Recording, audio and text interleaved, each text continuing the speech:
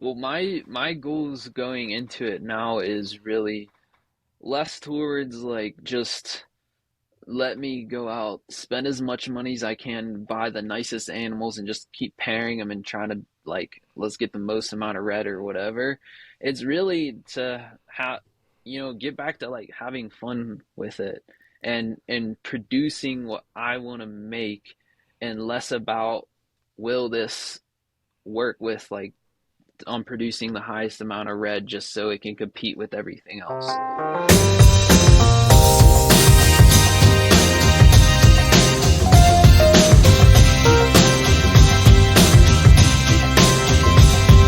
Hey, welcome back to another episode of the Gecko Cove Connection. Today I have a very special guest, Jake. You may know him as Red Rhac. Welcome, Jake. I'm really glad to be here, Bobby. Thanks for having me. Yes, we've been messaging back and forth for I feel like a while trying to get this going, so I'm glad we made time. I've got some Yeah. time on spring break. If anybody on spring break out there, give me a like. But yeah, thank you so much for making time. I'm glad that you're back. It's like you're Yes. back from Yes. not the dead, but like I thought you were gone for a while. Yeah. No, I was. I thought at one point I was probably never gonna come back, honestly.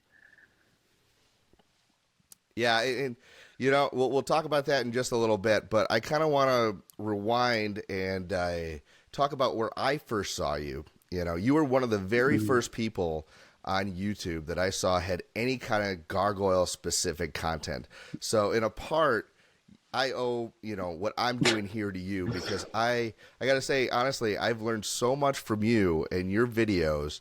I probably have single handedly watched your breeding video at least 3 dozen times, analyzing every little word you've said, probably more than you've actually watched it. So I appreciate you putting it out there. But yeah, I loved your content. I still will watch it. You're starting to put out content again. And so I got to give you credit where credit's due. What made you initially start thinking about putting out content like that? Well, it was really just because, like you said, there really wasn't anything out there like that I could find on gargoyle geckos. And especially like when you have a hobby, you want to kind of like learn as much or even just watch as much as you can about it, even if it's just for like an entertainment type of thing. And since I didn't see anything out there, I thought, well, I might as well like just start putting some videos out there. It was never an intention to like make money off of it, just because I was like the chances of me getting like 100,000 subscribers just for gargoyle geckos is probably next to none. So it was really just Right. about it was really just We'll take a about like thousand. putting more it was really just about like putting more info out there, and then it also became like a way to get myself out there as well, to put like when it comes to when someone wants to buy an animal, it also was about that too, where it's like if they put a face to the name and the geckos, and know that I'm out here like honestly trying to help people out, that someone's more likely to purchase something from me as well than someone else. Absolutely. I think it's free marketing, right? And it's always Hmm. easier to trust somebody if you see their face, right? Yeah. And if they've already given you something in the way of information, not that you feel indebted to them, but I looked at your animals, and it's nice because they're clearly showcased on your channel, right? Hmm. And you can see the potential with the parents and your passion, and it's a lot easier for me to drop, you know, $500,000, whatever, on an animal with someone that I feel a connection to, rather than just a random animal I see on Morph Market. Yeah, absolutely. And that was something I talked about in one of the most recent videos I put out, because you see a lot of people, especially nowadays, like complaining about that people just love complaining like, oh, I don't sell, nothing sells, or like, whatever, just because it wasn't like it was when people were getting stimulus checks, a couple years ago and just blowing their Right. money.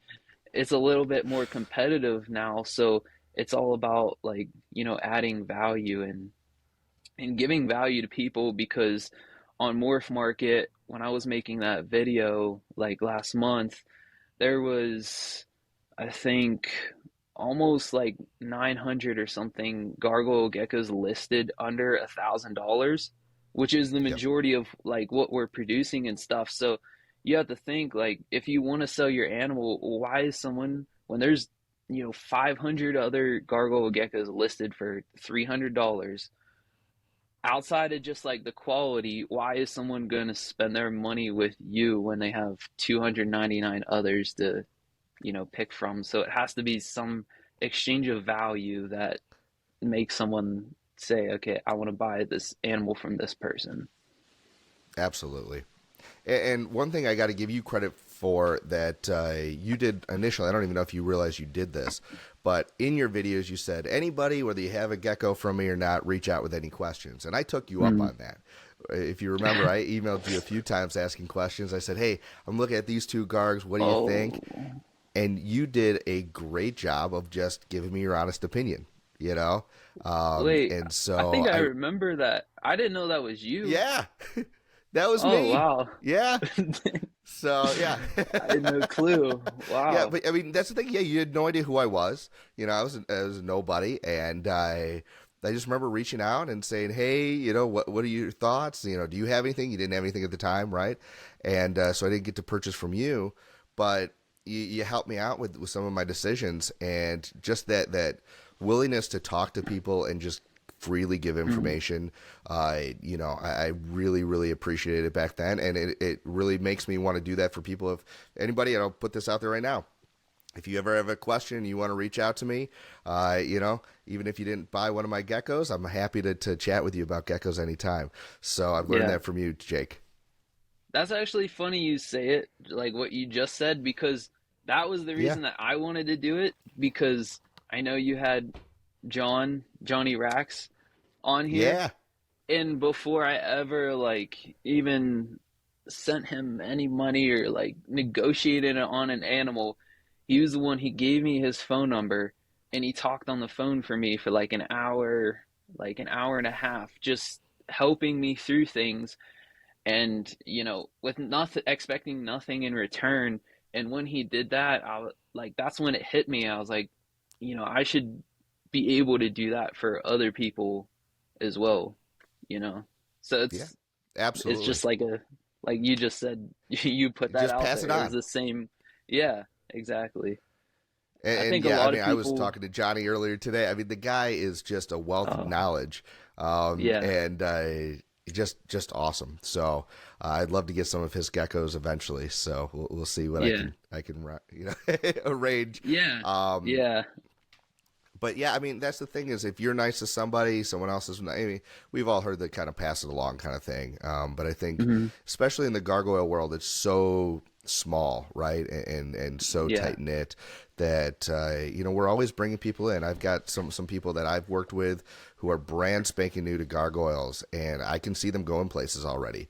And I've given my time as much as I possibly can. Now I've got little kids and a job and things like that, Hmm. so I can't talk 24/7, but I do a pretty decent job of trying to respond. Yeah. And hopefully that they're already reaching out with information, sharing it with people, and I love that. I love that. Just we're a community of just giving back and growth of information, because the more we hype this stuff up, the more people get excited about gargoyles. Yeah, absolutely. And the more that you put yourself out there and let you be that, open book for someone, and don't, put a guard up and make people afraid to ask you questions, that's how you're gonna get more people in. Because it's like, yeah, it's you see people post like memes like making fun of people that ask them stupid questions and that type of stuff. But if I'm brand new and then I see you making fun of someone else, like with a lack of knowledge, then that's going to completely deter me from wanting to reach out, because I'm going to be afraid like you're going to put my messages on your story and make fun of me and that type of stuff. So you really just Yeah, have to you're not going to be. ask somebody if you watch them get whacked. Yeah, yeah, Um, exactly. no, So it's you have to silly. be And okay here's with the like. thing is, yeah, Go you ahead, have sorry. to. And I always tell people that I I get asked silly questions every day. I've got a 4-year-old, okay? Right? If I can deal with listening to him ask the same question 15 times, I don't care if you ask a dumb question 2 or 3 times. Even ask me the same dumb question. Ask me about, fired up, fired down. Simple things like that you can learn, but with just a Yeah. little bit of research. You know what? I don't care. As long as you're passionate and you're genuine and you're not just trolling me for time, I'll chat. We'll have some Hmm. fun. And so, that's where I really appreciate you kind of just, not that I didn't know some of these things, but just seeing that alive really did inspire me to get into Gargoyle Gecko. So thank you for that. Let's back up just a Absolutely. hair bit even more. When did you get your first Gargoyle Gecko, and what got you into them? It was actually, I was just looking at it, was like 9 years ago this month from Gargoyle Queen, Kylie, Nice. is where I got Yeah. my first one. Yeah, but at first, I mean, I've always been into like, the reptiles and animals and nature and all that type of stuff. Really what it came down to was like wanting a cool animal that was wasn't like, still at that time, like obviously crested geckos are always been super popular. I wanted something that was like a little bit less popular that, not as many Yep. people had. I love the colors that they had because it's so hard to find like that type of orange or red in an animal. And then also I thought it would be so cool to actually breed an animal because that's like something that when you're keeping animals, it's always the idea is so cool to have like a baby and raise it up, into an Yep. adult. So that's how I got my first one. It was actually a Christmas gift that I convinced my mom to get me. I was in Go 11th mom. grade when I yeah, Nice. I was in 11th grade when I got my first Gargoyle Gecko, and then from there it just became Man, all doing the right. Now math, I you are need to young, dude. find Sorry. yeah, and then it I work with yeah high school kids. I know 11th grade pretty well. yeah, and then it just became like, oh, I gotta, because it was a female, so I was like, okay, this is really cool. I gotta find a male, and then I ended up getting another female, and then another, and then it just kept going from Yep. there, you know. Oh, dude, they're addictive. I'm like, I finally get to a point where I'm like, okay, I've got 3 pairs. I'm good to go. Oh, but this Mm, one, and so yeah. it's really hard to say no. You look at Instagram, you look at Facebook, and you look at wherever you guys are finding your gargoyle geckos morph market. Gecko envy is a real thing, right? Because there's always a better It's gecko out there so than what you it currently own. oh, it's so hard. It's it's that was something that I mean, now I feel like at this point I'm much better, but that was definitely something I struggled with for a while Hmm. because it's like you just look and then someone has a nicer animal and then you're like, dang, I really want that, And then you go out and buy another one and then someone has like an even nicer one and then you're like, Yep. It just keeps the passion going, which is a good and a bad thing at the same time. I mean, you gave a lot of people gecko envy with your collection, oh, geez. So before the hiatus, which we'll get to in a minute, you had some of the best stripes out there, and you created one of the best babies that I would say even Mm. rivals Tiki's baby that he's trotting out right now. Um, can you talk to me a little bit about some of your favorite geckos that you had in the collection, and looking back, do you have any regrets letting some of them go? Yeah, I have regret letting Magma go Yeah. because I know if I kept him, like I could have just continued to produce some really cool stuff and add them to new pairs. Um, my I mean, I'm surprised you know about that stripe because I kind of like I went quiet after I sold it because I was like, Yep. I just don't. I was afraid, honestly, because that animal was so nice. And at one point, even Tiki's messaged me. He's like, I think that's the nicest gargoyle in the world, in his opinion. And I was like, dang, like that means a Pretty lot fire. coming from him. Yeah, Yeah. and then I made a decision, which we could talk about, to sell it, and Sure. I was honestly afraid of like the criticism and like what people would think about that decision. So I actually didn't even say anything at all about it. I just kind of let it go quietly. Yeah, I But didn't know you sold it or what happened to it. I just know you produced it because I think you had one video out there with it, maybe a few shorts or something. And yeah, like I said, I was a fanboy, so I was definitely yeah. watching all your stuff. so, Well, but I would. and that was a Magma Cleopatra baby, right? That was Magma, and I pronounce it Sakura, even though I found out later Okay, that it's like an anime and it's pronounced like Sakura or something like that. But it's she's a that's okay. It's your female gecko, from she's a female from Rack House's group 3. dude. That And group then three. I know. Yeah. Yeah, That was like, well, going back to like the original question, and we could talk about that too. Like my favorites, yeah, well, definitely was that Stripe girl that I produced. That was like insane because I knew as soon as she hatched out, I was like, oh my gosh, like I produced like what I was hoping for however many years, and like seeing it there was so cool to be able to do that. But I yep, would say what really got me in and is another favorite is Blood Splatter, yeah. because that girl was my first like high end purchase commitment. That was the first time. Like before that, my most expensive one was like $500.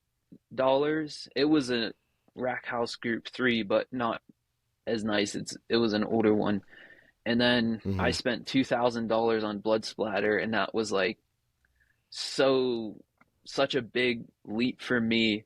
And to watch her develop and like get so much color, that's what really I think like solidified everything and brought everything like into me, where I was like, this is, I want to take this as far as I can go with it. Yep. So I definitely have to say that she's one of my favorites that I've purchased. No, she's one of my favorites of your collection too. I would Thanks. love to maybe do a collab with my boy Mahe here. He's one of the ones that I spent a pretty penny on as Yeah. well, and just seeing his color develop and everything. But you're right. You get to that level, and what's funny is you look back at your original self, right? So when you were getting your first gecko from Kylie, I mean, Hmm. could you imagine spending $1,000 on a gecko, let alone 2 grand or 3 grand? And it's like now I'm looking at geckos where I'm like, man, it's really nice. I just posted my girl Eve. I think I'm a little bit crazy right now. I might have to, go check into the hospital soon. But she's fully red. I just posted her for multiple thousands of dollars. Oh So I'm wow. hoping somebody see bites there. I got a bunch of Hmm. people already interested in her, but I'm like, wow, people are interested in. I, I put a pretty high price tag on her. So, Yeah. Yeah. but yeah, I mean, that's the cool thing about this hobby is once it doesn't happen right away, but as you start building your collection, and especially if you invest in quality, you know, the gecko money is real, right? You've got real money, and then you've got the reinvested gecko money, and it almost turns into like, not that it's play money because it's real, but it's like, man, I would never spend this much if it was just coming out of my paycheck. Mm, yeah. You know what I'm talking about? I yeah, absolutely. And once that happens, it started, I'll be honest, like my goals and stuff started transforming for me, Hmm. because I was like, oh wait, this could possibly be like an opportunity where maybe I can like change up my actual job. I don't think it was ever a goal for me to like breed animals full time. That's never been like, that's a lot of stress and like pressure you have to Yes. put on them.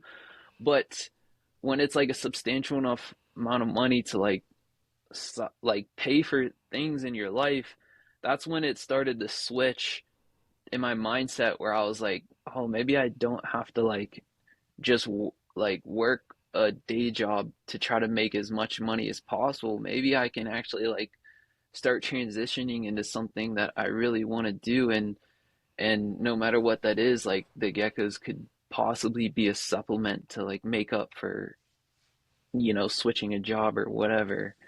And then Absolutely. yeah, and then my goals kind of shifted at that point because like it's part of the hiatus that I took because like really wasn't happy with like the work that I was doing. I was in a sales, commission job, and I got that into that right out of high school just because I was like, I could just make I was so focused on money for whatever reason that I was just like, I Yeah. could just make as much money as possible. And then I got like so burnt out and, you know, feeling lost because I was like, I don't actually want to do this. And then the animal started selling for like a decent amount of money, and then it became like maybe this could possibly be an escape out of that, to into like something that I actually want to do. And like my story for Yeah, sure because you're way is more passionate about the animals too, and you're having fun on your YouTube channel, and you're getting yeah, positive reinforcement nonstop. Where work, depending on how that's going, is a stressor, right? Especially sales. yeah, Like everybody and their mother told me when I was growing up, I should go into sales. And there's mhm, nothing against people in sales. I think it's great. I'd still probably enjoy it, but it's a high stress job, and yeah, you've got to really thrive in stress. Um, Otherwise, it's just you're going to burn out, right? And so it sounds yeah. like you were burning out a little bit. Plus, it's so much like that was all like that was all I spent my time doing. Like there wasn't Mm-hmm. out of high school, I worked 6 days a week. That was the schedule, and then sometimes I would do like the extra working 7 on Sunday for almost 5 years straight. And then I mean that's obviously outside of the geckos, but the geckos like intertwine and connect everything. But Oh yeah, yeah, it's tough it's when hard to it's have a like work life balance when you're going yeah, that hard. yeah, absolutely. So okay, that was part of the decision. So because it surprised me, and it's probably surprised a lot of the people watching this. That here we are watching you. You're probably one of the most successful straight gargoyle people, if not one of the only people, right, on YouTube talking about gargoyles. And then all of a sudden you go on the Gecko Pod and you announce that this is your hiatus, and my jaw dropped. I'm like, no, like, come on. And so selfishly, we were all, probably like, wanting you to stay, but you probably had your reasons. What was the biggest determining factor? Like, did you, were you sick of the gargoyles? Like, what made you take a break from the gecko world, if you don't Well, mind me it asking? yeah, it's a little bit of a story because I have to rewind it Sure. a little We bit, got time. which starts with me because I grew up in Pittsburgh, Pennsylvania. That's where I lived my whole entire life. I've never been like a well-traveled person and went to a bunch of places. And it started with being there and just honestly just not being happy and just feeling like I'm like I want something more outside of this place. So I made a decision um last year, the beginning of last year, to call living in Colorado is something that's always been a dream of mine to be like think about hiking in the mountains and like being outdoors and all of that. So I literally made a decision with no like solid plan or anything like that. Like I'm leaving Pittsburgh. I'm gonna go move to Colorado, and maybe that will be like I'll feel happy. Like I'll have all this stuff around me. So I moved Yep. there, and it was amazing. Like I felt like honestly every day I felt like I was on vacation because I lived in Denver because I could go out and just go into the gas station. I look over and it's like snow-capped mountains, and I'm like, this is like I can never see this type of stuff in Pittsburgh. And it felt Yeah, so you don't see it in amazing. Chicago either. It felt so, it felt so amazing, and I felt like every day I was on a vacation for the longest time. And then before that, like one of my biggest goals in my life, well actually two, was to move to Colorado. I had that goal since 2015 when I first visited there. And then the other goal that I had was try to produce the best gargoyle gecko in the world. So I moved to Colorado and this was amazing. And then I produced that animal and like, Tiki's mentioned that comment and then like, you start getting offers on it and like, I'm turning down like a $15,000, $20,000. I'm turning those down Whoa. on this gecko Yeah. because I'm like blind. I'm like I have my blinders on. I'm like I know what this is. And then it got to a point of when I was living in Colorado where I was like I started feeling the same way that I was in Pittsburgh, like feeling that loss, like what am I even doing? Yeah, it's a whole different scenery. It's much better. I can go hiking and stuff, but it's like I'm still not working towards like finding a purpose A or purpose. yeah, which I think a lot of people struggle with. And then Yeah. I was like, I started thinking about like, wow, what will my life look like if I had no responsibility of these animals at all? And I can go live wherever I want, do whatever job I want, like adventure wherever I want. And that started being planted in my mind. And then eventually one day, that started getting me thinking of like, what would life look like without the animals? And then one Yeah. day, right, I get a message from the same person that kept offering me the money for that animal because I kept turning them down. They were like, name a price. So I was like, all right, I'm gonna name a price. Previously, before that, I knew of a gargoyle gecko that sold for $30,000. Mm-hmm. It was a second-hand sale from Philip Tremp, one of Philip Tremper's geckos. And I was Okay. like, Yeah, the tomato line. yeah. So I was like, okay, if I want to be the best, then you know what, screw it. I'm gonna try to go for a higher price than that. So I uh I hit him with $36,500 and you know, he didn't say Yeah. yes to that, but I was just throwing that number out there. But but it ended up settling on 28,000 and Okay. I was like I It's a lot of never money. expected, yeah, I have never expected that. And I never even told, like, the only people that know about that is like four people. So this is like the first time I'm actually talking openly Well, now a lot more people are going to know about, about this yeah, anyway. about this animal. And, and Yeah. like, I was like, I was doing the math in my head. Like, it's a female, it's very young. For me to get that amount of money off of her in the future is going to take multiple years. And like, Oh, also yeah. what the little seed planted in my head, like, what if I didn't have them? So I ended up accepting the offer. And then I was like, so now what? You know, okay, you did that. Well, with these animals, if your only goal is to just try to be the nicest, it's like a carrot on a stick. Because every year Mm-hmm. you gotta someone else is gonna hatch is already incubating the nicest one right now. And that's gonna hatch out. And then it's just you're never gonna arrive. You can try to like stay on top, but you're never gonna arrive at a goal. So then that made me feel even more lost because then I was like, well, what am I supposed to do with this money? Do I buy more? Do I like, what am I supposed to do with it? I didn't need it to like pay my bills. So I'm like, I don't know what to do with this. Yeah. Like, I don't know what I'm supposed to do. So Bitcoin. it go- so, so I actually, in Denver, because when I moved there, I didn't have a plan for a job. I literally got a job delivering packages at Amazon because I Mm-hmm. wasn't. I was like, I guess it would just be something to take up my time, and not you don't even make that much money from it. But I was just like, whatever. So I ended up quitting It's that cash. because I was like, I need to figure out what am I doing with my life right now. So I ended up quitting that and I did a little bit of like a lot of hiking, camping, like traveling, trying to going on my little soul searching, figuring out what to do. And Sure.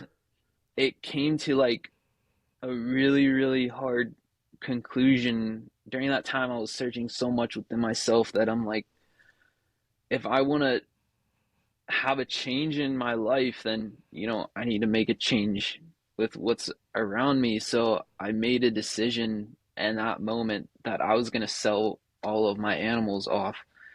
And then my lease was ending July 31st. And I was like, I'm not going to renew it. I'm just going to go maybe travel some places and see where I think like I could see myself like living or job or that type of stuff. And then Jay, at Goliath Reptiles, Yep. he was one of my closest friends. So we were talking, and he actually offered, instead of having me to sell all of them, he offered to take them in and care for Oh, them, nice. and then he can sell them. And then if I decided I want to come back, he would let me have them back. So I decided to ship them off all to him. And on That's July awesome. 31st, I left my apartment, and from I signed the lease here January 4th. From July 31st to January 2nd, I had I was I chose to be homeless. I Okay. was living out of my rooftop tent that I have on my truck, and I basically Nice. traveled around all through Colorado to Utah, and then eventually made my way to California and doing hiking, like camping and that type of stuff.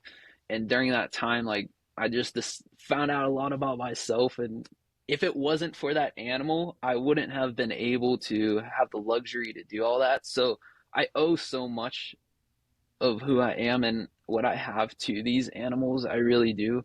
And Yeah. through that little journey, it hit me like I love this. I love the community that's here, and I just don't want to give that up. Like I don't know what I would do without it. So I decided to move here because it's a lot closer to more of that community in California than, other part of the US. It's the reptile community is pretty big here. So I Yeah, decided there's little to pockets move everywhere, here. right? So where in Yeah, California are you again? it's called Crestline. Oh, It nice. snows here. It's in Southern California, Okay. but it snows here because I'm not ready to have like warm temperatures all year round. Being from Pittsburgh, I need to have like the cold. You need seasons. Yeah, Very cool. but That's awesome. yeah, So you kind of that's went on this my whole soul journey. searching journey, right? Yeah. And realized that you owe so much to these geckos, but also that you're passionate about the hobby, passionate about the community. Um, Hmm. do you mind? You were kind of saying that you're soul searching, right? And that speaks to me just because of what I do. I'm a counselor, right? I'm a high school Yeah. counselor. So I work with so many people who are in the exact same boat as you, and I tell them that just because you leave high school doesn't mean you know exactly what you want to do. And even if you're 100% sure you have this Hmm. idea, um, people change their minds, people grow, people develop, and they have challenges they never thought of. And so during that time where you took kind of the hiatus to go and explore and figure out your life, do you mind sharing kind of where are you right now? Are you looking for a new type of career, or obviously you're back into the geckos, but are you more Hmm. satisfied? You don't have to go into the details as much as you want to, but are you more satisfied with the trajectory of your overall career path in life?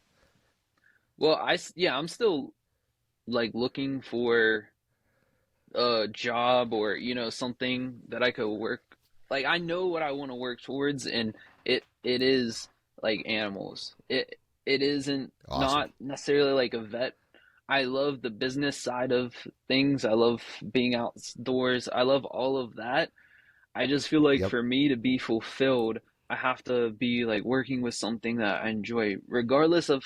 I was so focused on like, is this how much, when you're in high school, you're looking up like, what's the average salary of a Yeah. whatever, and that's how you're making your decision, and that's how I made my decisions, you know, and through that, I realized about myself that one, like, I need to have goals and I need to be able to work towards something, but two, it's like I want to work within the space. It doesn't have to be reptiles. It doesn't have to be like anything like that. But that's what I want to, you know, work towards now is Yeah. like within nature and Well, I those think type of bringing things. your passion to, opportunity is always the ideal, right? And Hmm. so, like for me, when I was in grad school, I absolutely love dogs, right? I'm an animal nut. And I've got, I got my very first dog when I was in grad school. He's still with me, Beckett. He's 14 years old right now. Wow. I was a professional dog trainer. Is that a Wow. life I could live the rest of my life, working nights and weekends? No, but it was an opportunity at the time, and it paid the bills, and I we all have different stages in our life, but that was the stage that kind of got me going with the furry animals, and now I'm at a different stage of my life, and I don't have enough time to go and travel and do all that stuff. But the Mm, geckos are definitely kind of a side project. So yeah. there's always, you just have to look for the opportunity, and if you can mix your passion with it, that's the ideal. So that's awesome.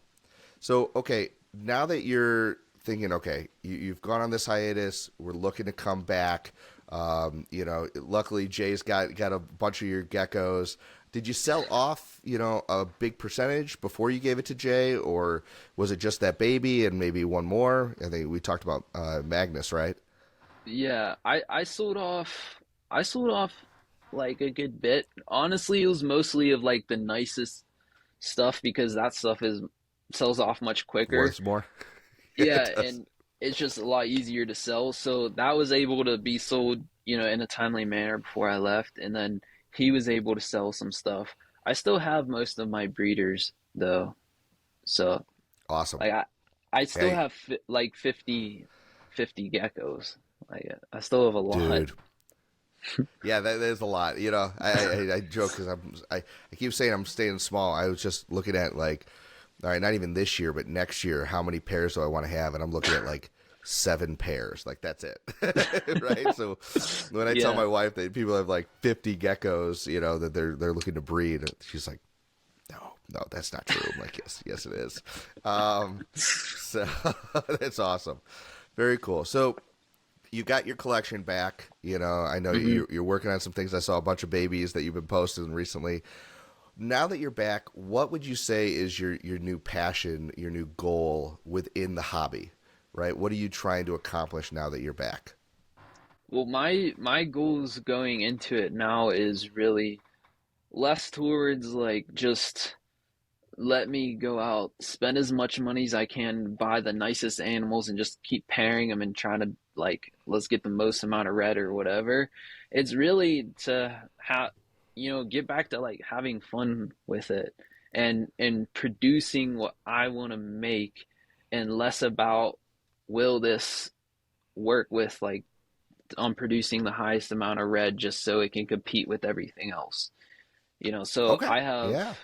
I have it's more about like I just want to keep it interesting and fun.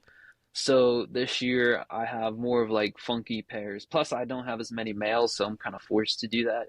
But this year is Yeah. more about like funky pairs and not necessarily ones that are gonna maximize like profit or anything like that. It's more of just like I think these two are interesting and I'm curious to what a baby would look like from them, you know?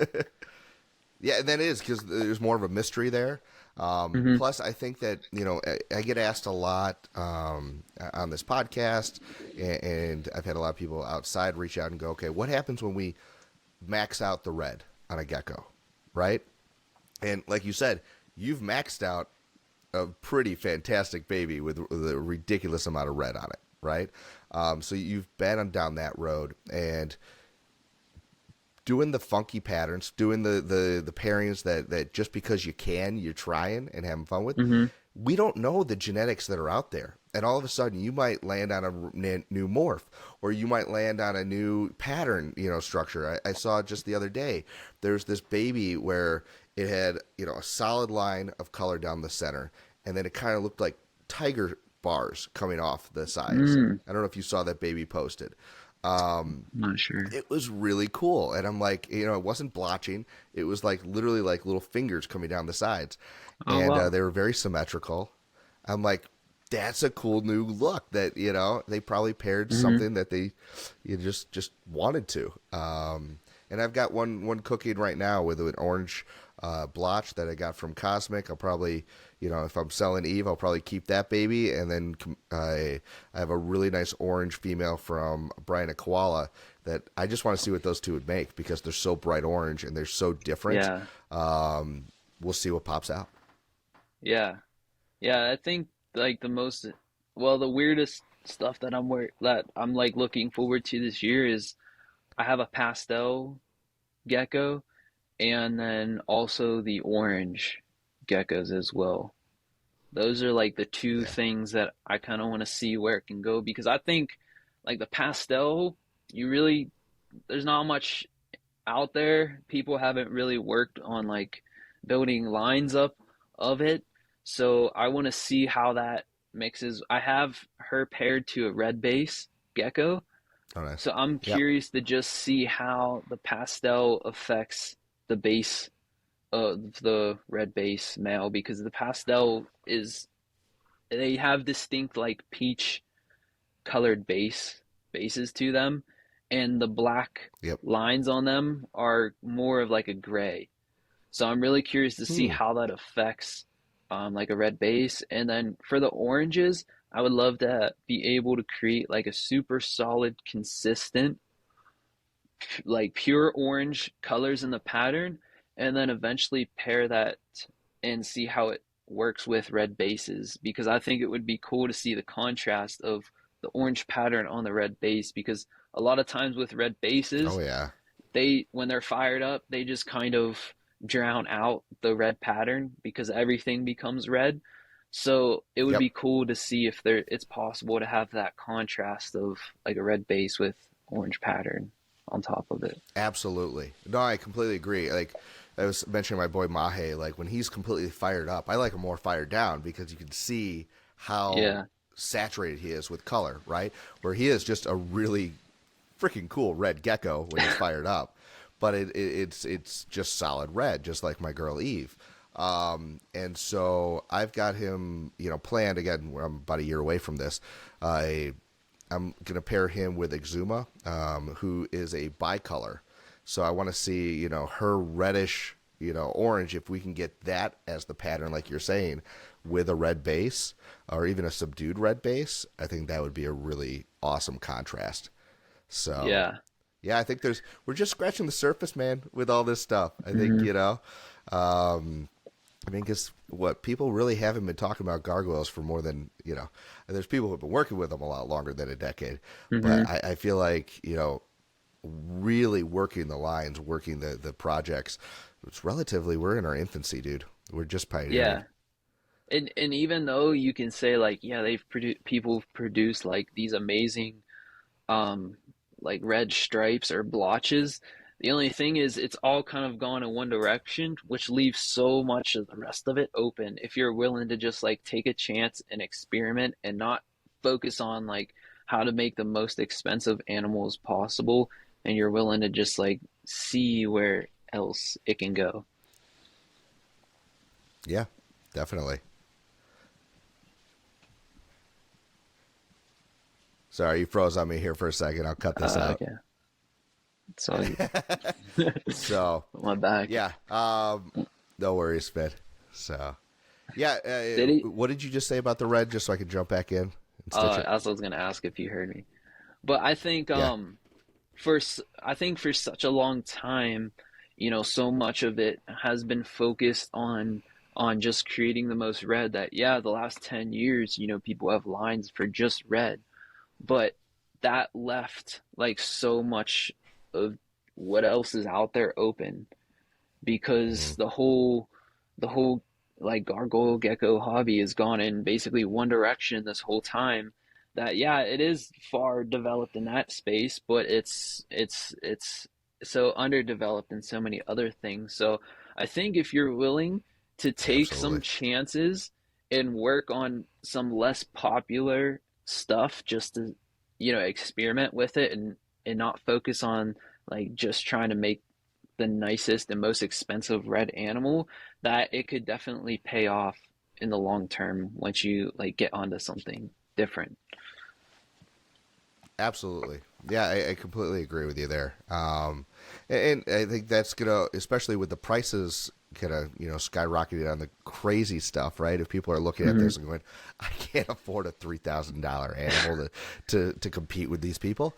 There's plenty of opportunities for geckos at 300, 250, dollars that are these side projects that could turn into some money makers eventually, but are just going to Hmm. be fun. And gargoyles are, no matter what they look like, they're just cool animals. I think that's one Yeah. thing that drew me to them, and you can speak to this too. Is it's an animal that you can handle. It's an animal that doesn't take up a huge amount of space, and but they're out and about. They're active. They're Hmm. hiding, but not all the time. Even some of my, just during the middle of the day, I'll go and peek, and they're just kind of chilling out on a branch.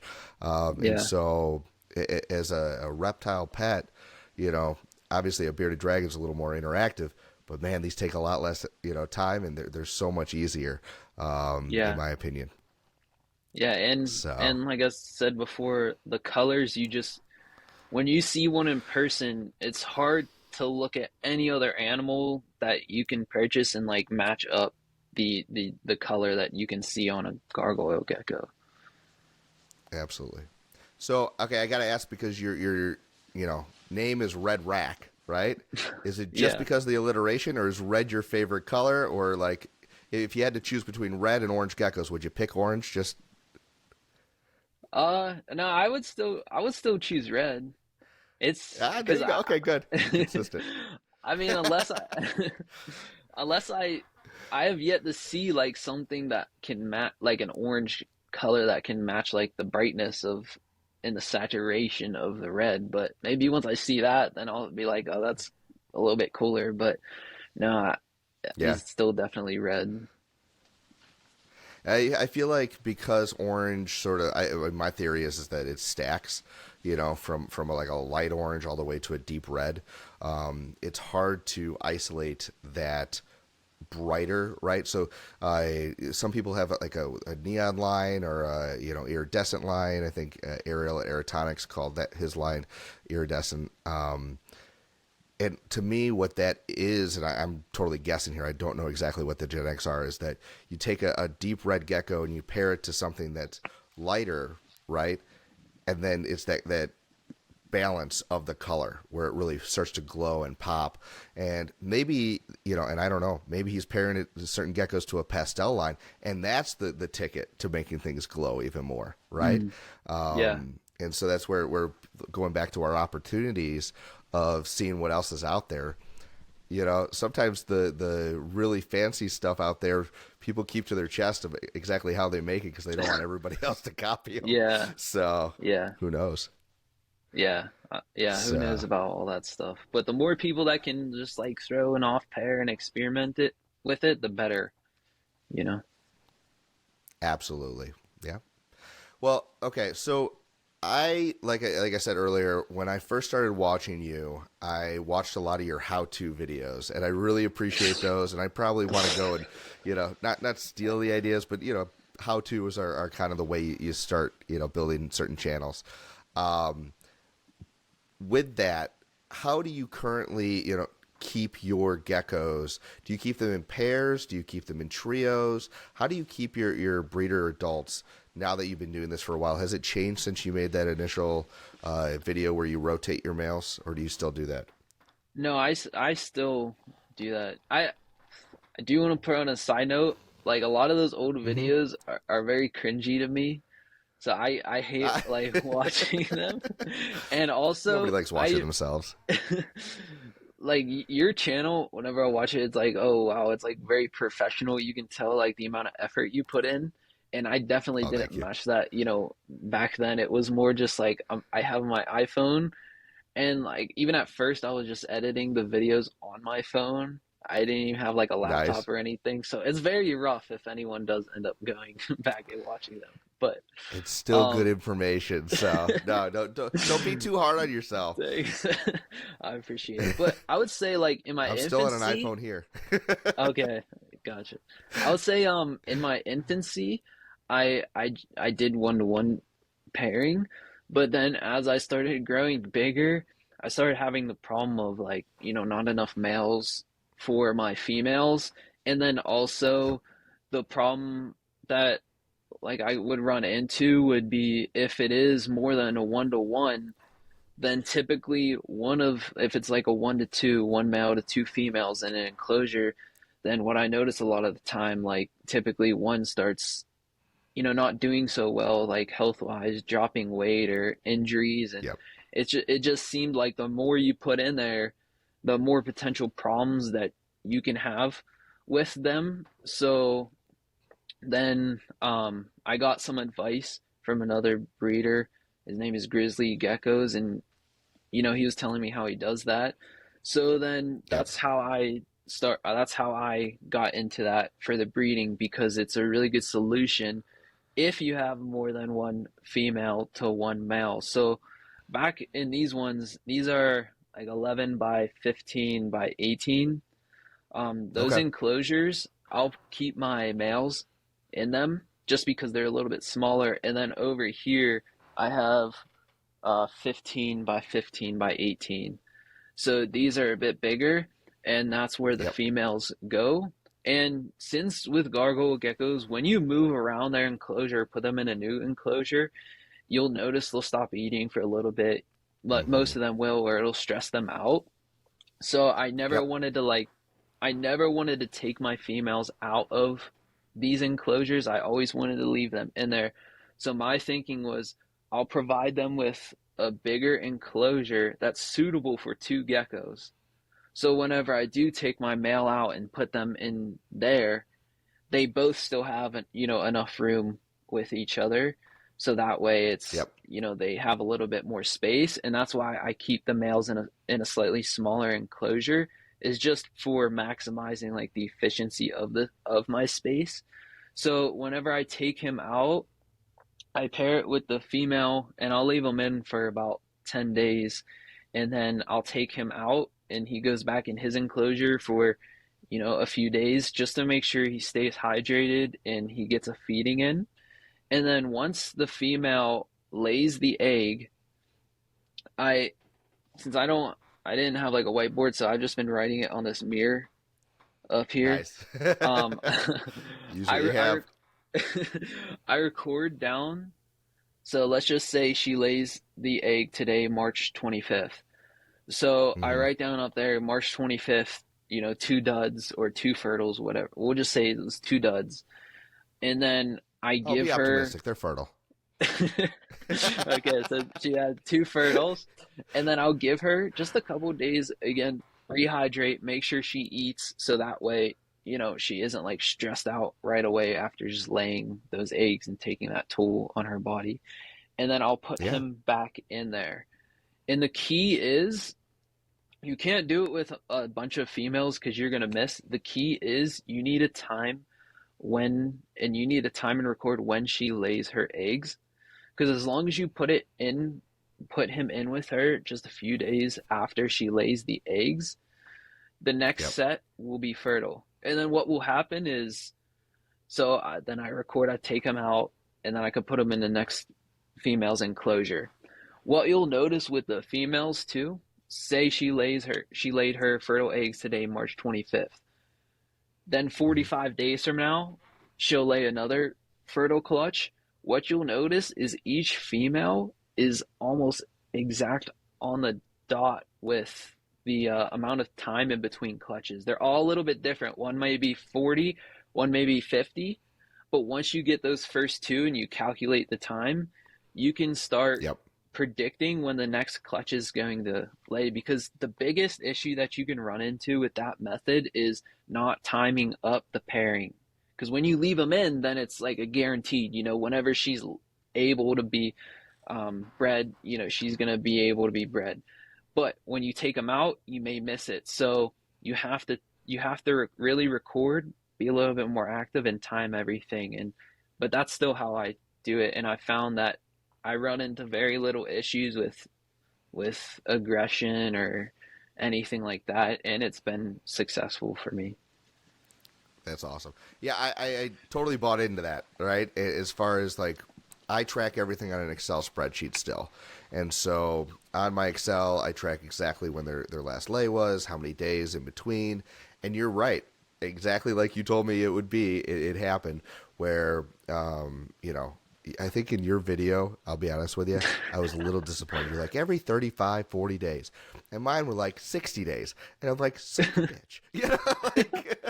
Yeah, they're all a I little want mine to lay a different. little bit more consistently. So, but yeah, no, my girls, even first season to second season, the ones that are breeding for a second season here, they're laid on the exact same schedule they had from the year before, with some variation of like 2 to 3 days, right? Hmm. And so that's something that I definitely recommend if you're listening to this. Keep track, even if you're pairing. I have a few just paired up as a pair, right? I still want to look for eggs, so I'm not like searching for two Hmm. months, right? Because that's also kind of disheartening where you go in every night and disturb the soil, Yeah. like checking. It's a lot easier just to know, okay, it's going to be probably within these 5 days, Yep. and it sets you up for a little bit more success. So I love that tip. I've definitely used it. And the other thing that I was wondering though is, do you ever run into the issue of when girls are on the same cycle? Because the male can't be in two places at one time. And if you've got two Mm. females you really want to pair with a male, and they're on the same time frame, that can be a challenge too. Yeah. I You ever mean, run into that? yeah, that's definitely an issue with that strategy. I think any way you go has kind of like its pros and cons. That is one of the Absolutely. cons to it, that if two females lay on the same exact day, then you know, you have to put the male in one, so you have to figure out which one you would want to do right away. And then the good thing with gargoyles, though, is that they do seem to retain like the sperm for one or two more clutches after you take the male out. So that just means that Yep. if you for people that are listening, that just means that if you pair your male to your female and she lays a fertile clutch and you don't pair her up again, she'll there's a chance that she still will lay like another 1 to 2 fertile clutches without ever pairing her. So that does help, but it's just it's a issue that you can run into if you go with my strategy for that. It's just kind of figure out what is going to work best, you know, for you. You just kind of have to work with Yeah. what your situation is. And like you said, it evolves sometimes, right? Where Hmm. maybe with me, because I'm a lot smaller, I'm just doing pairs because I have enough boys. Where other people, boys are hard to come by. Then I talk to other breeders who are like, I have so many males, I need some females, right? Everybody is missing what they don't Yeah. have. Yeah. And so it's whatever ever really works for you, as long as it's keeping the health of the animal. Because one thing I have noticed is, if you don't give the male, if it's more than 1 to 1, right? And you don't give a male a break, you can see them, especially if it's a newer male, decline rather quickly as far as weight, because they are so obsessed with Hmm. breeding that they don't think about food, right? Yeah. Now, as a fat kid, I can't imagine that. I think about both. But, like, but these geckos, they just breed, breed, breed, breed, breed, and they drop weight. And it can take a while for them to get back up to size. And so you really got to watch them. And that's why I even like the size of your male enclosure, because, as we know, the smaller enclosure, you're running across that food more, and Hmm. so higher chance they're going to recover faster. So, Yeah. Yeah. yeah. I Have you ever I had a male prefer. drop weight because of that? Oh yeah, absolutely.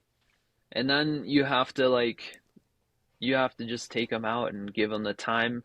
You can't force those things, just because you want like eggs or you want a certain amount of babies. You have to really like let them go at their pace and let them dictate the season and how they end up, you know, acting during that season. Yeah. Now, do you leave the males if you do have a pair or a trio? I know you don't do trios anymore.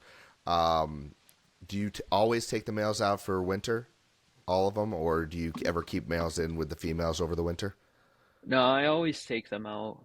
I mean, I Okay. just feel like it's better to give them that break of not having the stress of being with, two of them together. Because most of them honestly Sure. do get along, But every once in a while, Yep. you do have the one where you look in and then you can tell like the female has a bunch of bite marks, or you'll see even sometimes because they'll lock jaws with each other, and you'll see it's like a little like because they Little both cut bit on the each lip. other's mouths. Yeah, they have like cuts and stuff on their lips or on their horns and like on the back of their head. You'll see sometimes like the scales missing, and you see like the skin underneath. So I always just do it Mm-hmm. for my peace of mind of just it gives them that little break that they don't have to worry about that for a while. Yep. No, it makes sense. So yeah, and that's the thing is with me being so new. Yeah, I separated them last season, but if I'm going to pairs, I don't know. I might try it out to see. I've talked to other breeders who keep their pairs, year round because they don't want to reintroduce them, right? And I know Mm, during the reintroduction phase is sometimes seen as the scary phase where things can start to go awry. It can go awry at any point, right? But again, everybody's got what works for them, and what we don't talk about because we talk about generalities a lot is how individual some of the personalities are on these mm, geckos. Have you yeah. noticed that? Yeah, So like, absolutely. yeah. So who would you say is your chillest gecko? Like the one if you're gonna go and hand it off to someone who's new, who's your favorite to handle? Probably Cleopatra. She's Yeah. super chill. Yeah, although she really is aggressive when it comes to breeding. When Oh she's yeah, that could be completely separate.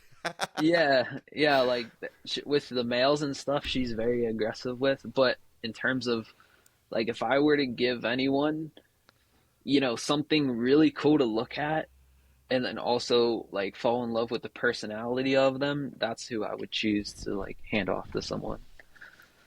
That's awesome. Yeah, yeah. That's my girl Bimini. She's Mm. that way. So we'll see. I don't know how she is with the males yet. So I haven't bred her. But I've heard of certain females just really loving tails, just taking them off males. So we shall see. My girl Kalik, she's one of my smaller females. She just cannot. She doesn't put on much size at all. Mm. Even though she pounds her food and eats crickets like crazy. I think that's just a genetic component. She just like with the crickets, if there's a male's tail in there, there's a little few bite marks. I have not lost a Oh male's tail wow, to her, but man, really? like I had to separate a male from her, so I had her in with raffles this year again from last year. Did the same thing, and he had some chop marks on the bottom where I'm like, ooh, I might need to put some like Dang. uh, you know medication or something on Yeah, here. They're pretty yeah, resilient, but it yeah, looked gnarly. definitely. I Yeah, was like, I've dude, only I'm had surprised you didn't one. drop this thing. Fortunately, I've never had like a drop tail ever, but I have had one serious injury, and that was with my first female that I got. Um, she got bit on her neck, and it went down like Mm-hmm. through. It broke open the skin, and then she also shed right after that, which those two Okay. combined like created kind of like a situation because that skin that was just freshly wounded didn't shed like around that area. So it just Yeah. became like worse and worse and worse. But I actually didn't even give her anything at all. I just made sure to, keep her enclosure clean and sterilize it, like the substrate, use paper towels and stuff. And she was able to Yep. fully heal, like no problem at all. Yeah, I mean, there's definitely times where we need to intervene, right? But for the most part, these animals are, in the wild, they're beating the crap out of each other, Yeah. and I think their bodies are really resilient. Yeah. The ability to heal, the healing factor on them is pretty high. So I'm always impressed. Luckily, a lot of mine don't beat the crap out of each other like lychees, but it happens. We always have to Yeah. be prepared for it. So. I think that was another one of your videos where you were talking about like things to have on hand that I really enjoyed. That's a Oh topic people yeah. don't really talk about very much, Hmm. right? Yeah, yeah, it's good. So yeah, it The was a cool video. yeah, I mean, I'm genuine. So I've never had a animal like a gargoyle gecko die in my care, unless it was born with like a deformity that it wasn't gonna survive Right. anyways. The only like major problem, and it's not even that big, but the only problem that like I faced before is when they have pinworms, which are little Mm. parasites, and it's pretty gross. And From I crickets. find that yep, and after that I stopped feeding like crickets and I switched to dubia roaches. And yeah, they aren't as like it's a lot more annoying and harder for whatever reason for them to feed them dubia roaches. They don't seem to like them nearly as much, Hmm. but for my sake of like not having to deal with the pinworms, that's why I decided to switch over. Yeah.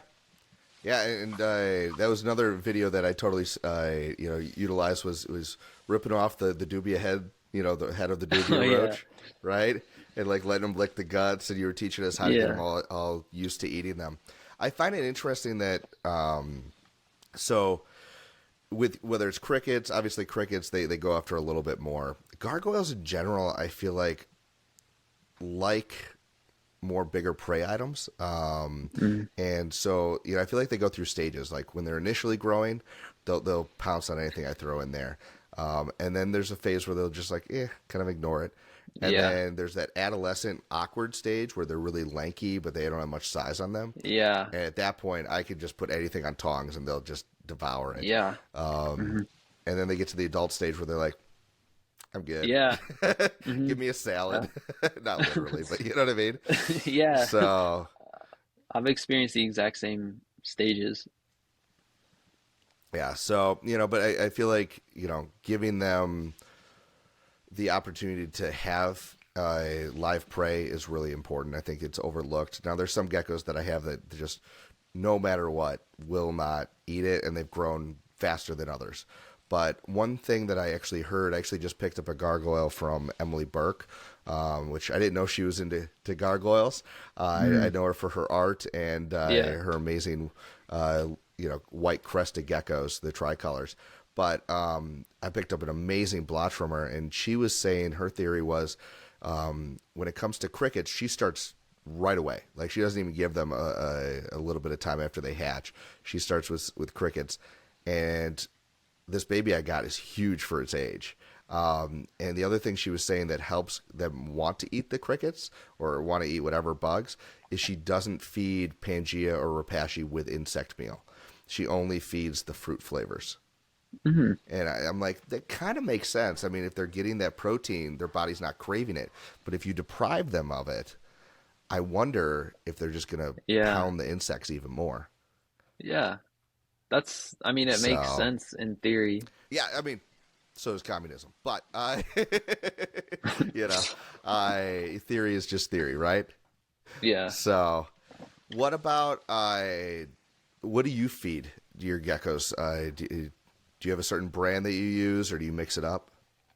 I've always used Pangea, and that seems to be like super easy. I mean, I've never really tried like other stuff other than maybe if I got like a little sample of like a different brand of diet. But I've Yep. always used Pangea. It works, so I've never felt a need to like experiment with Try other anything things. else? Yeah. Yeah. With your channel, have you had people reach out with different foods saying, "Hey, will you try this or that?" I'm starting to get that Yeah, right now. I have, but I don't know, 'cause the thing is, like I'm not gonna say it's great or whatever. If it's the thing is like if it's not good, I don't want to put it out there, honestly. Oh, Like, absolutely. and I feel like a lot of those things is it's like a give and take. Like if they're giving you that, you have to like, you know, put something out there. I would rather, me personally, just spend like the couple dollars, get like their smallest bag. If I really wanted to do that, try it out and Yeah. then just be honest, be like, oh, this sucks or like it's pretty good, but Yeah, I think with any of those, kind of like, "Hey, try this out" thing, I'm very blunt. I go, I'm going to tell you the exact thing that I want to say about it, right? It may be horrible. Is that okay? And if they're not willing to say, yeah, you can rip on me if this has got awful, I'm not taking it, right? Yeah. Because I'm not going to go and say this is the best thing ever and lose a bunch of trust from somebody who's watching when it's absolute junk. Um, Yeah. and I don't get a lot of those offers, but it's just one of those things where I've got a few that I'm trying out right now, and I want to give them their due. One of them is even ZooMed. Right now, I've been feeding Oh, okay. ZooMed, off and on, and it's one of those things where when I was thinking about it, I'm like, all right, I guess I'll try it, but it it, it had a bad reputation, for a while. Mm, Anything coming from a big box store, right?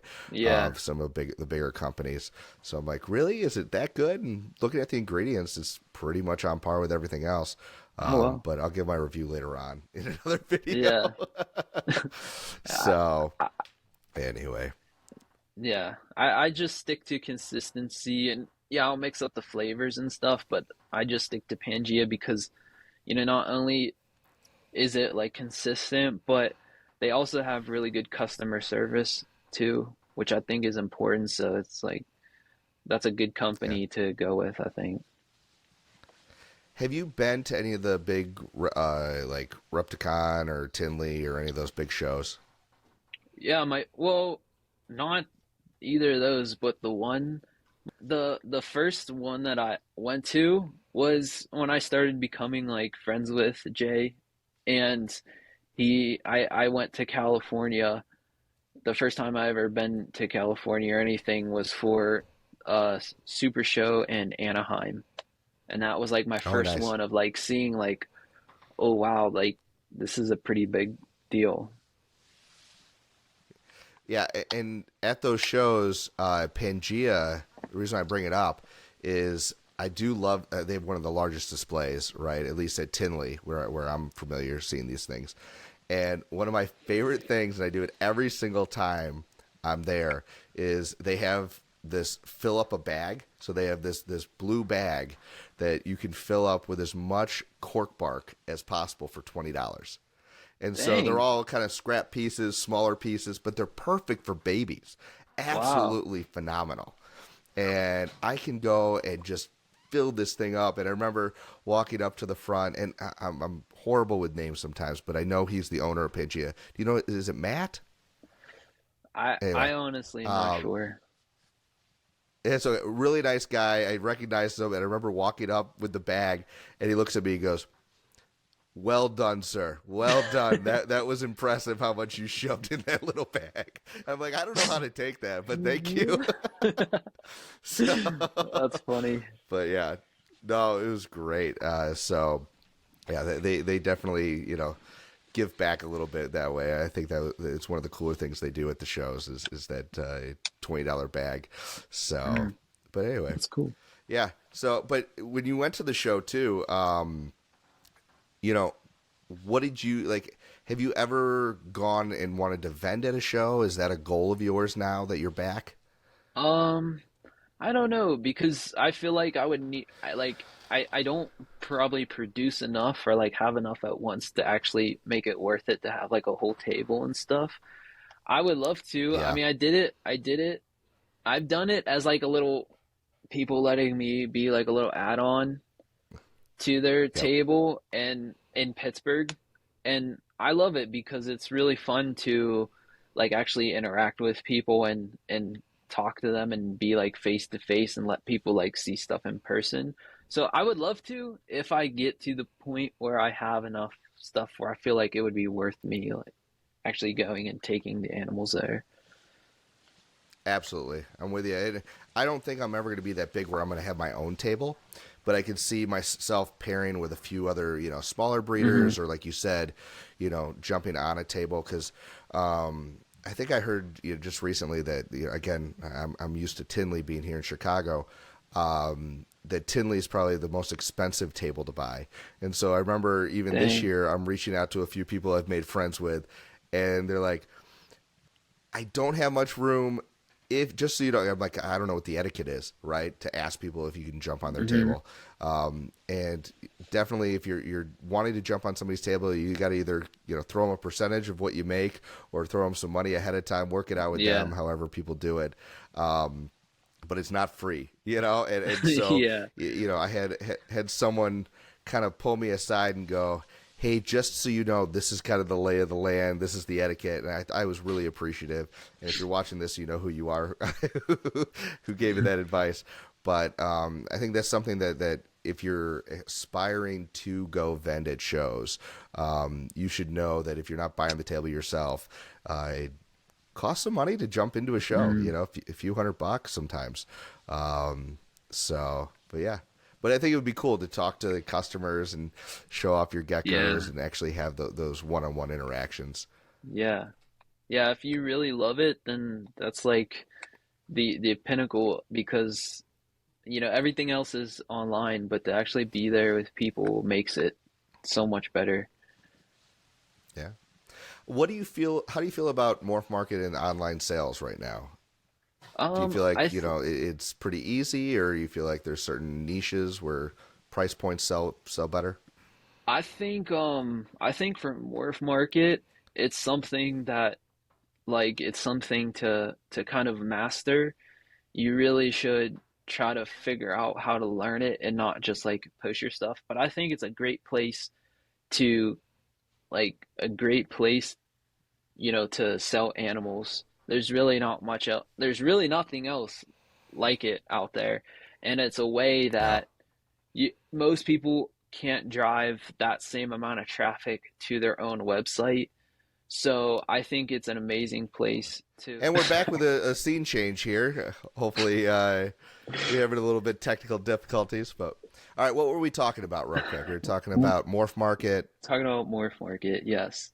So I think it's a great avenue and opportunity for people, but I think it's something to look at that you should figure out how to master it because if you just go on there and Okay. just take pictures and post them, I don't think you're gonna do nearly as well as someone that's like really seeing who does well on Morph Market. And I think like one of actually the people that I kind of take some inspiration from is Paige at Cosmic Oh yeah. Exotics. Because, I mean, from what I observe, she does really well with her Morph Market. And I think it really comes down to I don't see anyone that posts better pictures than her for her available pictures. And I think that's such an important Yep. thing. And then also, you click on some animals that are listed for like a few $1,000s, and some of them don't even have like a description to them either. Mm-hmm. And you're never gonna get me to send you money if you don't even have the time to type out some basic information about the animal. So I think if you really take the time to learn Morph Market and see who does well and see what isn't doing well, then it's like an amazing avenue to sell your animals from. Yeah, I study. What I'll do is I'll go in and go to the gargoyle section and go to the sold. Right, I'll filter by what's sold Mm, recently, just to sort of study prices, study what's selling, what's not selling. But like you said, also look at who's consistently selling. Now, Paige has got quite a few geckos to sell, but they do move. mm. I think that's a combination of her pictures are phenomenal.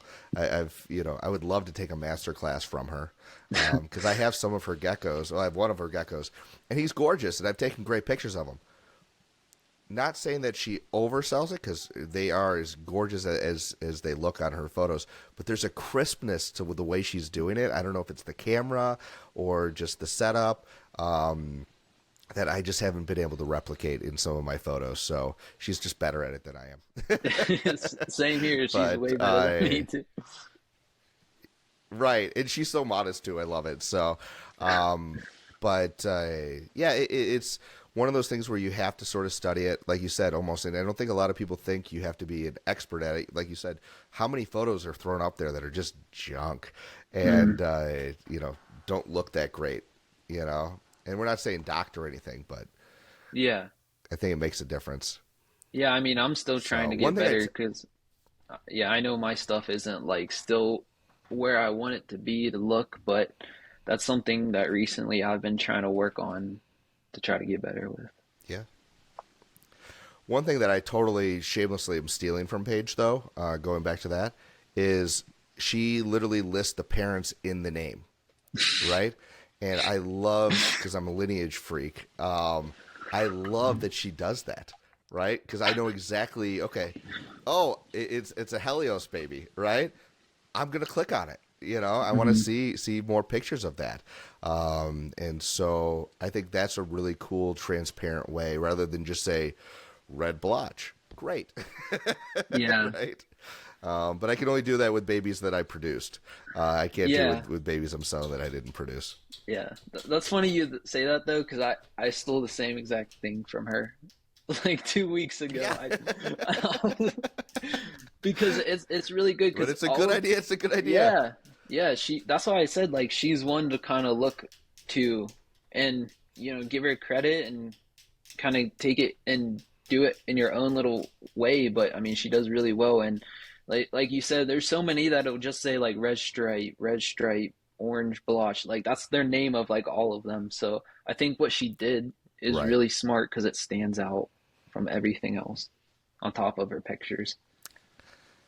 And that's a lot of online sales is standing out, right? Whether Hmm. it's standing out being on YouTube, standing out, the little tips and tricks on Morph Market or Instagram, whatever's going to grab people's attention and say, hey, this is something you should look at, is something that people need to work on. Because yes, the economy is what it is right now, and people are not throwing around crazy money like we used to, but we still have a commodity that is addictive and fun and amazing. And so if you're doing it the right way, there definitely still are people to buy. I mean, I'm still looking to buy, Hmm. talking to people about it today.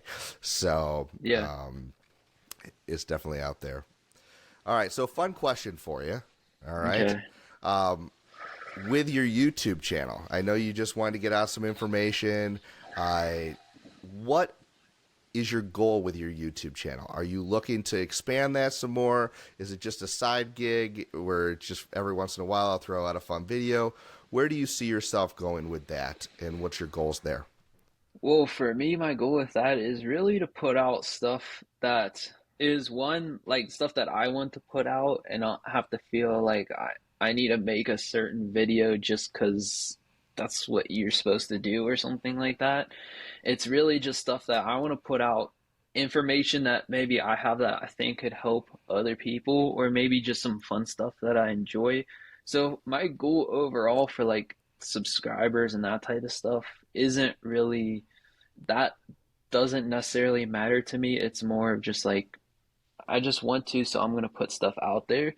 But also the what I want to kind of stem from it is more like more people coming to me for when it comes to if they need information on their animals, or also if they want to purchase animals as well. So it is like a kind of, I want that to be like the side product of me just putting out cool stuff. It's just more, more people that come to me for all those other things. Love it. No, that's great. Yeah, I mean, you and I are not going to get rich off of YouTube sharing information about gargoyle geckos, Yeah. right?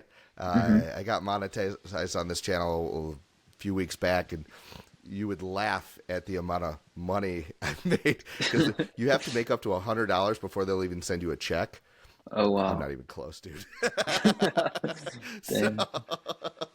it is laughable. I'm not going to be, Wiccan's Wicked Reptiles anytime soon. Yeah. So, but yeah, to me, like I think I've said this before, it's very similar. I want to put out the content that I want to put out, that I find useful, that I think other people are going to find useful.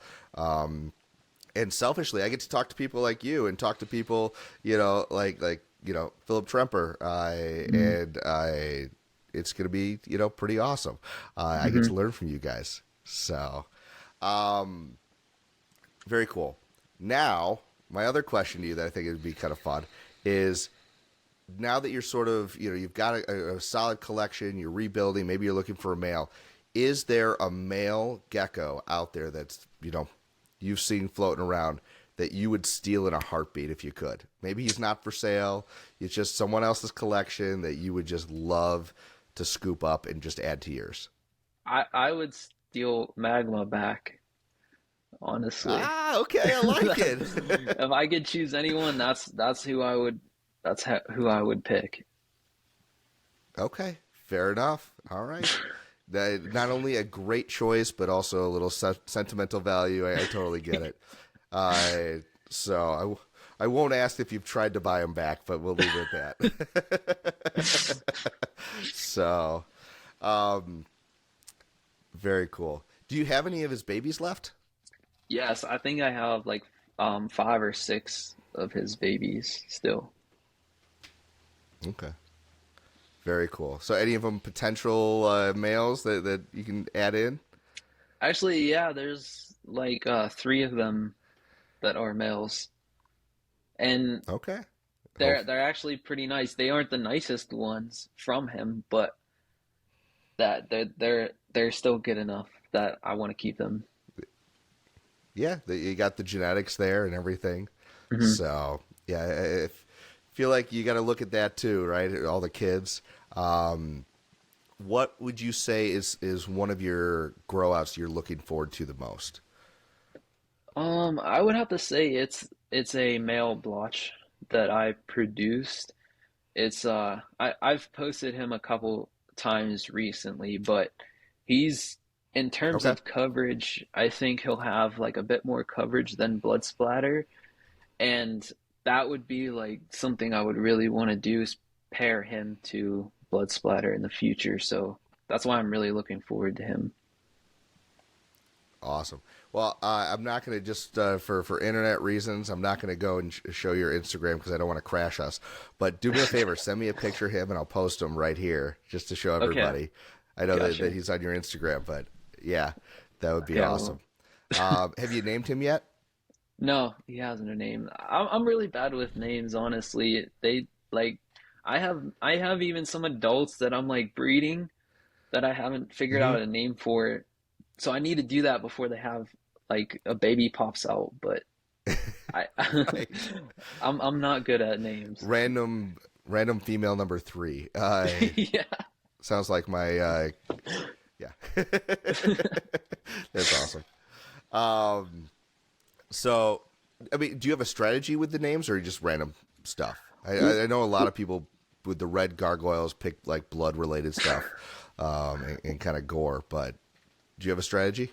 I think it just it came with time. Like there was a while because like I said, I wanted to live in Colorado so bad, so I had one named Pike because there's a mountain there called Pikes Peak. I had one named Rocky for the Yep. Rocky Mountains. I had one named Aspen, and I had one named Boulder. So Oh, I nice. had that at first, but then it became a then as I see how Tiki's structured his animals, right? Because like you don't have to say you don't have to know what like when I say Deadpool, you don't have to see a picture of him right here Hmm. that I'm holding. You know what he looks like, and you know like his lines. So Right. when you're picking a name, I think it's really important to if it's something that you want to build build projects around, it's important to pick something that's like a name that's easy but really sticks out. So that's what I try to do now is when I'm picking a name, I want it Hmm. to be a name that's like simple, not like some crazy long, weird, like hard to pronounce name. I want it to be simple but memorable and a little bit different from everything else. So if I want to build a project around them or her, then that name becomes synonymous with that gecko. So it becomes Yeah. like a Deadpool, where it's like this is a Deadpool baby. Yeah. Especially if you want to create your own like kind of distinct line, right? Hmm. Um, I don't know if I'll ever create my own line of anything. My strategy is just being Gecko Cove, right? I was like, okay, kind of tropical feel to it, right? I figured there was enough islands out there that I'm going to name every animal after a real island around the world. Oh wow. And going back to what you said about just making it easy, there's a lot of islands out there that have some funky names that are really hard to pronounce. And so I'm like, yeah, I got to filter through this a little bit, you know?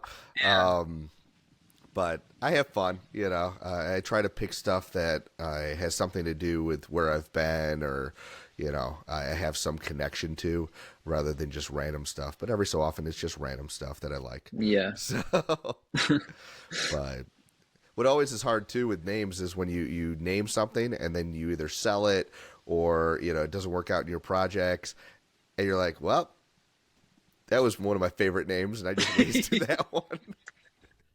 So, Yeah, for sure. oh, Rocky, yeah. Oh, good times. So, oh man. Um, so this year, do you have a project that you're really excited to see what babies pop out the most?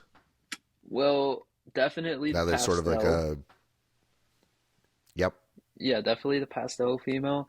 And also blood splatter because she is actually 4 years old, still has yet to lay a single dud egg.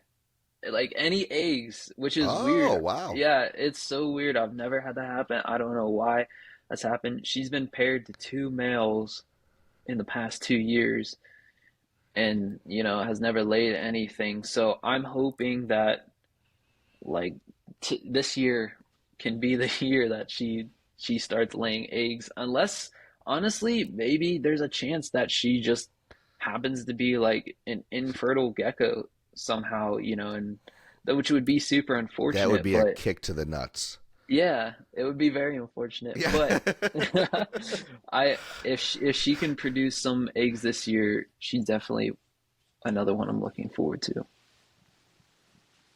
Yeah, I would. I mean, she's gorgeous. Definitely one of my favorite geckos that you have, and yeah, to hear that she's gone 2 years without laying a single dud or any egg, I Hmm. let us know. I think it'd be fun. Yeah. Let me know when she has an egg. I'll celebrate with you. Sounds good. So, yeah, that'd be horrible if she was infertile. Sometimes, you know, and I always say that it's the ones you want to reproduce the most that are the ones that take the longest or, you know, have the most issues. And it's like, you know, the ones you're like, yeah, it's just the side gecko I picked up. All of a sudden Yeah. it's like 10 eggs, right? It's Yeah. like, come on. Yeah. um, that's something I'm looking into a little bit more. I'd love to know your experience. How many eggs do most of your females, if you were to average it, right? Because I'm trying to decide how many females I really want to have in my collection. Where do they kind of range? What would you say is the average amount of eggs that you should expect? Not year one, but year two to whatever. I think, every female is a little different, and also I do think it Right. the way you breed them also affects that. Like if you keep them in year round, you're probably going to be able to get way more Mm-hmm. eggs overall because just having a male there is probably just going to trigger her to lay more eggs when Sure. he's with her all year round. But I say I average mine like a good in the middle is like probably about 7 to 8 hatched babies. Not like total eggs laid, but like Sure. babies that come out of the egg. Yep. So we're not talking about infertiles. We're not talking about eggs that go bad, you know. But okay, so Yeah. 7 to 8 is your average. And Hmm. I've talked to a few breeders that asked the same question. I've heard as low as 4 to 5 on average. I've heard some breeders have tons of success. Now they have smaller collections where they get 10 babies a year from each female, right? Yeah. And so I think anywhere from that 5 to 10, there's some truth in there. And so when I'm doing my math, like how many do I really want to have at the end of the day? How many babies Mm-hmm. do I think I can move or take care of? That's a question that a lot of new breeders I know are thinking about.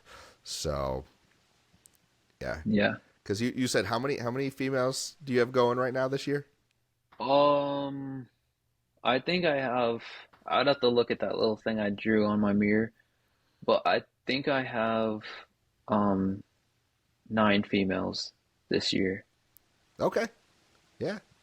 So, on the low end there, that's what, 45 babies. That's a good amount of babies to move. Yeah. I don't think I'm gonna get If you're not, that many just because I didn't get them until kind of like I transported them and moved them into whole new enclosures last month, so that's gonna really throw like a lot of them off. And then also absolutely.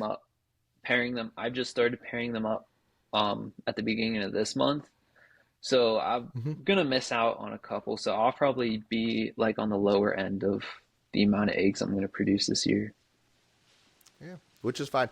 Yeah, like you said, I've definitely noticed anytime you move enclosures, definitely move states or move, I it, they like consistency, right? They Yeah, are type A. They want to have their log in the same place every time, their food in the same place every time. And if you've got them going, that's why even like when I do, sort of a deep clean, I keep an eye of how I arrange everything, and I hmm try to put it back in the exact same way. Because if I hmm mix everything up, I see them going off food even then. Do you yeah, see that too? yeah, absolutely. What I'll do is like when they're going through their enclosures, I'll keep like the same piece of cork bark or whatever with them. Like as they move enclosures, Yeah. it's gonna stay with them. And that is one thing that I do when I put the males into the females enclosures. I'll just take like whatever cork tube was in the males enclosures and I'll put that in the females too. I don't know if it makes a difference, but I just do it for like my peace of mind, pretty much. I do the same thing because I think they're very scent driven, right? I mean, they've hmm got pores that especially the males, they have scent tracks and things like that. So whether it's territorial or not, whatever it is, I think it just adds a layer of comfort. It's like they're a little kid with their blankie. So Yeah. whatever gets them to behave, we'll do it. Very cool. So okay, for our audience, because a lot of the people watching this podcast are newer to gargoyles and love your content, and are watching this for the information. What's something that, if you were just starting out and you didn't have your collection to come back to, what would you have done differently this time if you were starting from scratch that you learned from doing it and giving up the hobby for a little bit, if that makes Well, sense? yeah, I mean, definitely what I would do is do like a bit more research and don't just buy like the first thing that you think is nice. Do the research into that breeder and also like where that gecko comes from so you have an idea of like what is the lineage, because what I find is the any pair of geckos can produce like that one-off amazing animal, but the real like difficulty and the I feel like in my with myself the key to success is finding those animals that come from lineages that produce consistent quality animals. I would rather buy like a maybe slightly not as nice gecko from a pair of geckos that only produces like amazing stuff versus buying the one-off amazing gecko from a pair that didn't produce like all the animals weren't as nice. So my biggest thing is like before you go and just buy, if your intention is to try to breed like really nice animals, then go do Mm-hmm. your research and buy from the pairs that when you ask to see the pictures of the siblings and all the siblings look amazing, that's who I want to that's where I want to purchase from right there. So that would be the one thing that if I was starting from scratch and I didn't have any animals, I would start with that. I would start looking at getting an animal from like a super consistent line. And I think that's something a lot of people don't even ask for. I've never, in selling geckos, been asked for sibling photos. You Yeah, know, I mean, and I don't know if that's because they know I'm newer as far as breeding goes, but I've heard that advice from a lot of really smart people in the industry. Um, but it's something that I haven't necessarily asked 100% either, for every single person. Some people I have, but the first few geckos I definitely didn't ask for sibling photos. I think some people, if they get parent photos, they feel like they're lucky. yeah. Yeah, I mean, I think the siblings can really like I don't know, that's just what I found. Like especially that's why I chose my Oh, I best agree. baby. Yeah, my best baby came from exactly that. It came from the rack house. Oh, it says trying to reconnect. It came from the rack house group 3, which is a super consistent line of Yeah. super stripes. And then it came from Tiki's Deadpool, which is a super consistent line of like really saturated animals. That's one thing that actually kind of, it doesn't worry me, but just looking at this and, diving deep into the animals that are that top A plus S tier, whatever you want to call it, um, a lot of them stem from certain lines. You know, you hear Deadpool a ton. You hear about Rack House Group 3. You hear about Northern Gecko Group 3, right? Mm-hmm. You hear about, and even the other big breeders that are maybe a little bit smaller, right? J Reptiles. I could list a whole bunch of them, right? Who have some killer stuff. Koala geckos. Then you look at where they got their stuff, and all of a sudden, it's not very diverse, right? And so that's something that I'm trying to keep an eye on, and, Mm-hmm. and see where do my geckos come from. What do I want to mix with? Because I do want the potential to make something that crazy awesome. I think that everybody would love that. But I also, I'm wondering if taking those geckos, like how far away from group 3 do we have to get before it's no longer a group 3 animal, right? You get what I'm saying? Like I just Yeah. always worry that there's going to be a bottleneck at the top of the cream, right? Of Mm-hmm. the S tier stuff. And so, as much as I agree with your comment about look at the siblings too, because I think that's a great predictor, I don't mind throwing in just a really awesome one off pair of genetics into the mix because I want to diversify it a little bit, if Yeah. that makes sense. Yeah. No, that's So, definitely important things I to, think about. yeah. Yeah, for sure. I agree. That's important. So, yeah, and this is not to knock those amazing breeders or to say don't go buy from them because obviously they're amazing and there's a reason why they're amazing. But it's more of like just I think it's a conversation a lot of people don't have is if everybody's coming from the same top area, there could be sort of a genetic bottleneck. And I think that's why Mm-hmm. one thing, I don't know if you've seen this too, but a lot of people are looking to get back into F1s. I even just picked up an F1 just for Oh, genetic nice. diversity to throw into those lines. Yeah. So Yeah, I I think think that's that really there's going to be that smart. trend too. Yeah, I think that's really smart. It's not Yeah. necessarily like the biggest upfront play to like create obviously the most amazing animal, but it's a long-term play to make sure like you can keep going for a very long time. Exactly. Yeah. Very cool. Jake, I've had an awesome time. I really appreciate you coming on. I'm glad that you're back. So, if I haven't Thanks. said it, welcome back to the community. I'm actually just kind of, is to me, this is kind of a starstruck kind of thing because, again, you were one of the first people that I watched on YouTube before I ever dreamed about picking up a camera. And so I really appreciate the opportunity to interview you. And I appreciate you coming on and sharing your knowledge with everybody. Yeah, I appreciate you having me on and I really enjoy what you're doing. I think anyone that's into gargoyles should support you because I think like what people need to understand is that saying like when the I don't know off the top of my head, I can't remember, but when the tide rises, it takes all the boats with it.